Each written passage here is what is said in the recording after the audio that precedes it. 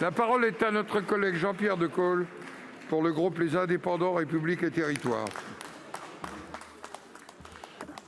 Monsieur le président, monsieur le ministre, mes chers collègues, monsieur le ministre de l'Intérieur, dans les Hauts-de-France, vous êtes venu délivrer un message ferme à propos de l'épineuse maîtrise des flux migratoires entre la France et le Royaume-Uni. En septembre, les Britanniques avaient fait monter la pression en annonçant vouloir réviser leur interprétation du droit de la mer. Vous aviez déjà tiré la sonnette d'alarme sur un tel comportement, qui plus est dangereux pour les personnes tentant cette périlleuse traversée.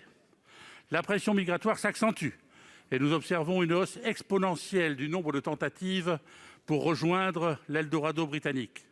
Ce qu'on appelle les petits bateaux ont été 2 fois plus nombreux à atteindre les côtes anglaises cet été. Ces frêles embarcations sont dangereuses et les personnes qui les empruntent sont fragiles. La gestion de cette frontière est un vieux serpent de mer encadré par de nombreux accords, notamment ceux du Touquet en 2003. Dernièrement, un accord a été conclu concernant le financement du renforcement des forces de l'ordre françaises sur nos côtes. Le Royaume-Uni nous doit plus de 62 millions d'euros sur 2 ans. Vous avez réclamé le montant de cette dette. En réponse, les Britanniques nous en promettent le paiement. Avez-vous des précisions sur ce paiement ? Monsieur le ministre, vous avez évoqué la révision de certains traités et négociations. Nous devons dénoncer les accords du Touquet et imaginer une nouvelle relation. Le Brexit aurait pu être le moment de ces renégociations. Nous l'avons manqué. Le gouvernement compte-t-il s'emparer de ce sujet à l'occasion de la présidence française du Conseil de l'Union européenne ? Enfin, monsieur le ministre, sur le terrain, les forces de l'ordre et de sécurité disposent des équipements de haute technologie existants. Je pense aux drones qui, pour l'heure, ne peuvent pas être utilisés. Dans ce cas présent, une utilisation nocturne des drones à détection thermique serait déterminante. Pouvons-nous espérer une solution rapide sur ce dossier ? Je vous remercie. Pour vous répondre, la parole est au ministre de l'Intérieur, Monsieur Gérald Darmanin. Monsieur le ministre. Merci, Monsieur le Président. Mesdames et Messieurs les sénateurs, Monsieur le sénateur Decool, vous m'avez accompagné comme d'autres lors d'un énième déplacement dans la région des Hauts-de-France, dans le Nord et dans le Pas-de-Calais. Et je veux répondre très concrètement à votre interrogation en 5 points. D'abord, oui, le gouvernement britannique a fait savoir, dimanche soir, la ministre de l'Intérieur britannique m'a fait savoir qu'elle paierait les 62 millions d'euros qui étaient prévus dans l'accord qui permet de renforcer la protection de la frontière que nous gardons pour nos amis et alliés anglais, et c'était bien la moindre des choses.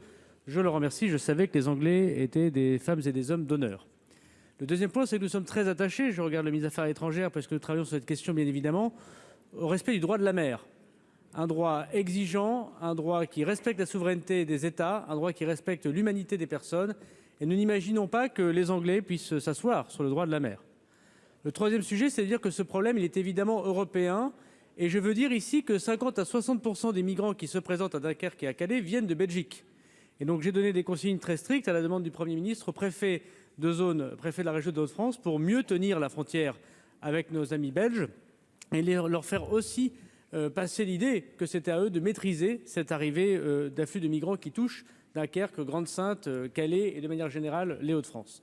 Quatrièmement, oui, nous devons avoir un nouveau traité avec nos amis britanniques, puisqu'il est évident que nous avons manqué quelque chose pour le Brexit. J'ai eu l'occasion de dire, et je regrette que M. Barnier n'ait pas pu négocier avec nos amis britanniques cette question des accords avec la Grande-Bretagne. Et c'est à nous, lors de la présidence française, de créer ce nouveau traité européen, traité Grande-Bretagne-Europe. Et lorsque nous présiderons l'Union européenne dans quelques jours, ce sera évidemment à la table des négociations. Et puis dernièrement, évidemment, je veux redire mon soutien aux forces de l'ordre et évidemment aux nouvelles technologies qui les accompagnent. Et je sais que le Sénat accompagnera sans doute cette demande, puisque nous aurons, monsieur le sénateur de Bresse le sait bien, nous aurons à faire voter dans quelques jours une disposition qui permettra de faire enfin voler des drones qui nous permettront de lutter contre l'immigration irrégulière. J'aimerais alors que l'unanimité soit aussi forte que celle de votre question devant cette protection de notre territoire et la protection de la vie humaine. Merci. La parole